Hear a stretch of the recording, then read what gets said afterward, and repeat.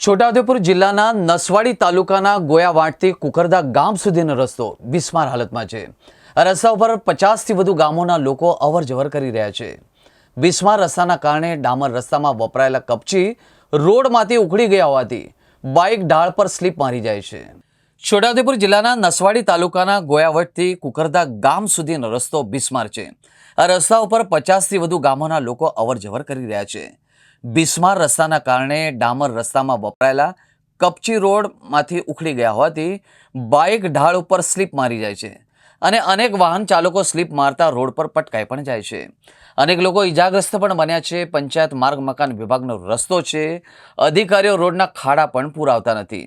જ્યારે ઢાળવાળો અને વળાંકવાળો રસ્તો છે ત્યારે બોર્ડ પણ મારવામાં આવતા નથી।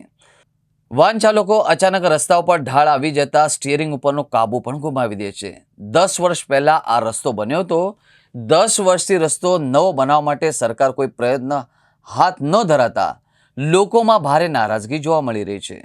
પંચર પડી જાય છે ગાડી ને એવું બધું સાયલા કરે છે અને કેવા ફતરા કેવા નીકળી ગયા? ફતરા તો જબ્બર બધા આખો રસ્તો ફતરા ને ફતરા છે। તો સરકાર બનાવતી નહીં બનાવતી એટલે ને અત્યારે અમારો જે રસ્તો છે ગોયાવાડથી માથા સાંકળ સુધી આમ એનાથી આગળ વ્યવસ્થિત સારો રસ્તો છે અને ગોયાવાડથી માથા સાંકળ સુધી રસ્તો ખરાબ છે ને એનાથી આગળ લગભગ 50થી 60 ગામડા આવેલા છે અને આ રસ્તો બિલકુલ સાંકડો બી છે અને 10 વર્ષથી પહેલાં બનેલો। આજે બાઇક લઈને સરકવું હોય ને તો એ સ્લીપો ખાઈ જાય છે, અમુક એક્સિડન્ટ થાય છે, પડી બી જાય છે, લોકોને નુકસાન છે।